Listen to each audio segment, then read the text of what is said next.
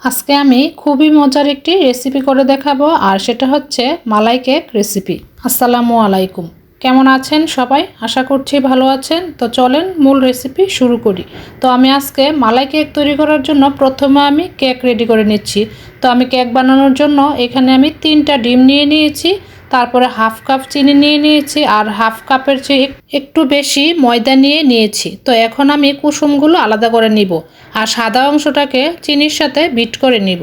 তো আমি half cup চিনি একবারে দিব না, অল্প অল্প করে বিট করে নিব, আর চিনিটা যাতে ভালোভাবে গলে যায়। আর চিনি যদি না গলে তাহলে কিন্তু কেক বানানোর পর কেকটা বসে যাবে, মানে নিচের দিকে ডেবে যাবে। ডিমের সাদা অংশের সাথে চিনিটা বিট করে নিয়ে আমি কুসুমগুলো দিয়ে দিয়েছি।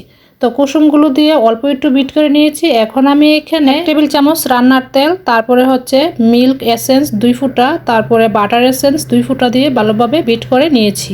তো এখন আমি এখানে ময়দাগুলো দিয়ে দিব। ময়দাগুলো ডিমের ফোমের সাথে ভালোভাবে ঘুরিয়ে ঘুরিয়ে মিশিয়ে নিতে হবে, যাতে ফোমটা নষ্ট হয়ে না যায়।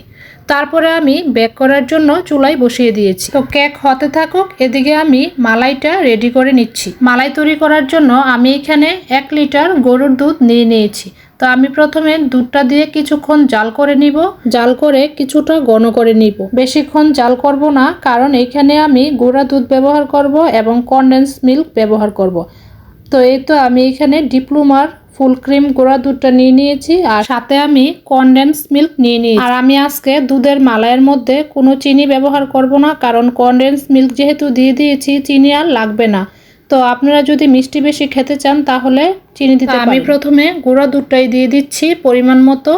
তো তারপরে একটু নেড়েচেড়ে দিচ্ছি, তারপরে আমি এখানে কনডেন্স মিল্কটা দিয়ে দিব। আর গুঁড়া দুধটা দিয়ে সাথে সাথে একটু নেড়েচেড়ে দিতে হবে, নাহলে দলা পেকে যাবে। কারণ গরম দুধের মধ্যে যেহেতু গুঁড়া দুধটা দিয়েছি, তো একটু নেড়েচেড়ে দিলেই ভালো হয়। তো কনডেন্স মিল্কও দিয়ে দিলাম। তারপরে আমি 2টা এলাচ দিয়ে দিলাম সুন্দর একটা ফ্লেভারের জন্য। আর এদিকে আমি ক্যারামেল তৈরি করে নিচ্ছি। তা আমি এখানে 2 থেকে 3 চামচের মতো চিনি দিয়ে দিয়েছি, আর অল্প একটু পানি দিয়ে তারপরে ক্যারামেলটা তৈরি করে নিয়েছি। তারপরে আমি এখানে গরম দুধটা দিয়ে দিলাম। সুন্দর একটা কালার চলে আসে, মানে একদম গোল্ডেন একটা কালার চলে আসে।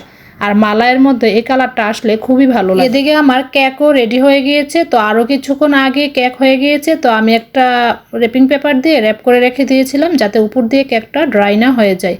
তা আমি মোল্ড আউট করে নিয়েছি, আর আমি নিচের বাটার পেপারটা আলাদা করে নিয়েছি।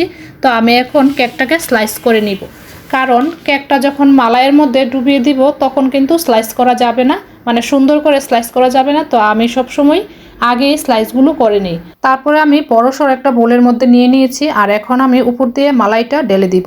আর মালাইটা টেনে নিবে খুব সুন্দর করে। তো আমি আস্তে আস্তে কিন্তু মালাইটা দিয়ে দিচ্ছি, অল্প অল্প করে, একসাথে দিচ্ছি না, তাহলে কিন্তু পড়ে যাবে। আর আমি উপর দিয়ে কাজু বাদাম এবং পেস্তা বাদাম দিয়ে দিয়েছি। তো এখন আমি কেকটাকে 2 ঘন্টা অথবা 3 ঘন্টার জন্য রেখে দিব। 3 ঘন্টা কেকটা রেস্টে রেখে দেওয়ার পর বিশ্বাস করেন কেকটা ডাবল হয়ে গিয়েছে ফুলে, আর এতটাই সফট হয়েছে একদম মুখে দিলেই মিশে যাচ্ছে। মানে আমার কাছে তো ক্রিম দেওয়া কেকের থেকেও এই মালাই কেকটা বেশি ভালো লাগে।